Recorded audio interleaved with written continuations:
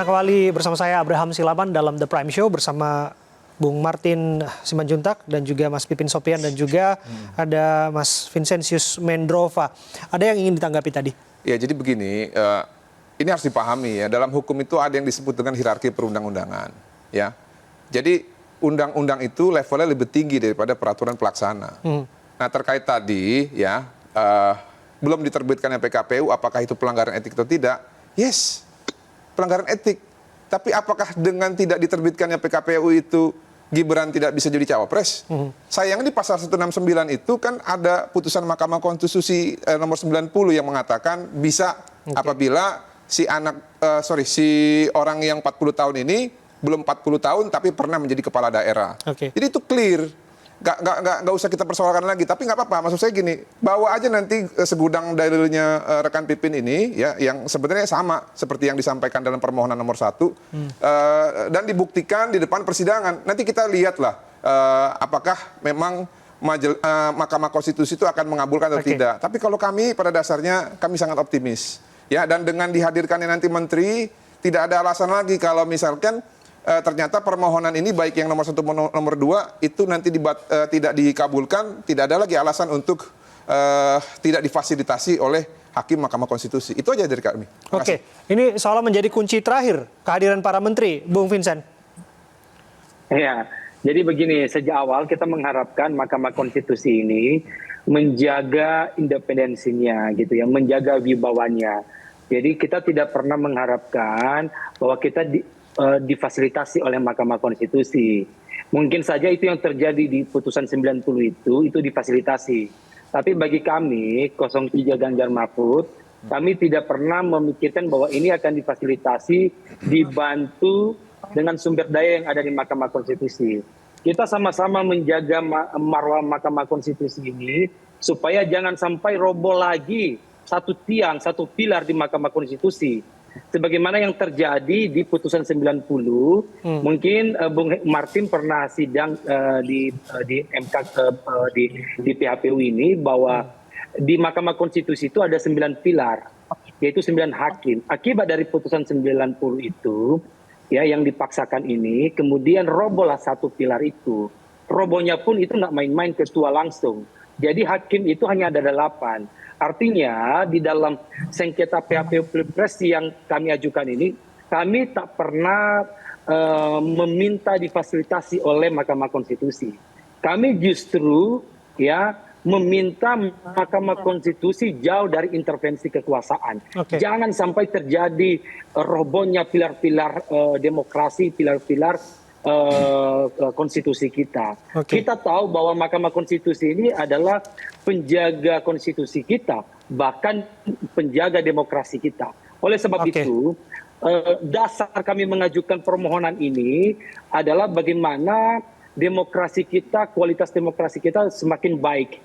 Bagaimana Mahkamah Konstitusi semakin teruji dan bisa mengembalikan kewibawaan yang sudah tercoret akibat dari putusan 90 yang dipaksakan di Mahkamah Konstitusi. Itu poinnya, Bang. Kita tidak pernah meminta difasilitasi, dan perlu dicatat, hadirnya 4 menteri dan 1 DKPP ini bukan karena dikabulkan permohonan pihak kita, tapi ini Mahkamah merasa penting untuk menghadirkan, untuk menerangkan, untuk meminta keterangan dari 4 menteri dan DKPP ini.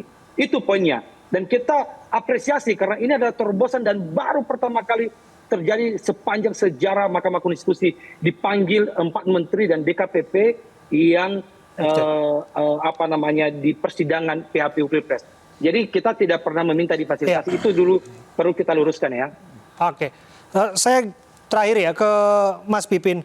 Mas Pipin, mengenai kehadiran para menteri yang disebutkan bahwa keterangannya dianggap penting oleh Mahkamah Konstitusi, tapi pada prakteknya tetap Pak Jokowi yang pertama kali merestui dan kemudian mengonfirmasi kehadiran mereka. Karena di Bureau Awak Media irit bicara, tapi pada akhirnya hari ini Pak Jokowi mengonfirmasi bahwa 4 menterinya pasti akan hadir pada hari Jumat. Apa komentar Anda mengenai ini? Ya, itu memang yang seharusnya dilakukan oleh beliau ya, sebagai presiden, sebagai kepala negara dan sebagai kepala pemerintahan. Bagi kami tuduhan-tuduhan yang langsung kepada beliau, ya harapannya ya tentu kalau kami menyebutkan tidak hanya menteri, bahkan kalau memungkinkan memang presiden juga dihadirkan. Karena apa? Memang tuduhan kami, memang gugatannya lebih banyak ke presiden ya. Karena tadi ada keterkaitan antara presiden dengan cawapresnya adalah anaknya beliau, dan ada upaya untuk penggunaan satu, politisasi hukum, dua, politisasi bansos, dan ketiga ada politisasi aparat. Itu 3 persoalan itu, dan kami sangat berharap bahwa pemanggilan 4 menteri dan DKPP dan lembaga negara yang lain hadir di Mahkamah Konstitusi ini bisa membuktikan bahwa memang kita sangat berharap bahwa MK itu menjunjung keadilan. Bahwa MK bukan sebagai mahkamah kalkulator tetapi mahkamah keadilan. Memberikan rasa keadilan kepada kita semua. Dan itulah yang diharapkan oleh rakyat Indonesia. Oke, Bung Martin. Ya, sama, itu harapan kita juga semua. Ya. Dan supaya jangan ada lagi nanti ya yang bersuara-suara bising gitu ya. Wah, nanti MK tidak adil, MK tidak menerima ataupun tidak memfasilitasi gitu, argumentasi maksudnya. Bukan fasilitasi fasilitas, bukan. Jadi ya dengan nanti dipanggilnya menteri ini dan mereka hadir, saya pikir clear. Tinggal kita nanti lihat apakah secara kualitas, kalaupun memang dugaan pelanggaran itu ada, apakah bisa memenuhi ya 9% suara nasional. Karena kalau tidak ada 9% suara nasional, tidak akan ada itu putaran kedua. Dan seandainya pun putaran kedua ya mungkin nanti kita berhadapannya bukan sama Ganjar Mahfud ya. Berhadapannya sama Anies Muhaimin. Tapi itu juga kami sangat optimis, kami juga yakin ya bahwa semua gugatan mereka akan kami patahkan dan tidak akan dikabulkan. Terima kasih. Singkat saja, Bung Vincent. Singkat. Ya, jadi begini, mungkin saudara Martin juga belum membaca permohonan baik 01 maupun 03 ya. Mungkin nanti bisa dibaca lah Ya. permohonan itu. Jadi yang kita minta adalah diskualifikasi paslon 002 dan tidak terlibat dalam PSU se-Indonesia gitu. Itu poinnya ya. Jadi kalau di 01 mungkin ada alternatifnya cawapres didiskualifikasi. Tapi kalau dalam permohonan kami itu jelas bahwa ini didiskualifikasi paslon dan tidak ikut dalam PSU. Makanya dalil kami bukan pemilu ulang. Ya justru di situ kan bahwa kami optimis itu tidak akan dikabulkan karena yang diadili adalah hasil. Sebentar, ini bukan pemilu ulang tapi PSU, ya pemungutan suara ulang. Makanya saya sarankan dibaca dulu permohonan. Oh, udah baca saya karena saya optimis nggak akan dikabulkan. Makanya saya bilang Abraham, 9% suaranya hasilnya ya. Oke. Gitu. Enggak, itu tadi penjelasan saudara yang memang tidak ternyata belum baca. Itu sudah baca saya 115 halaman kan. Terima kasih Bapak-bapak ya sudah 151 halaman. Balik. Itu aja belum baca ya.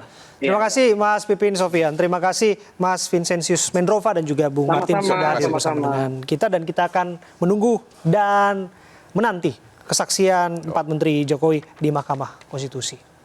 Dan pemirsa tetaplah bersama kami akan kembali untuk Anda saat lagi.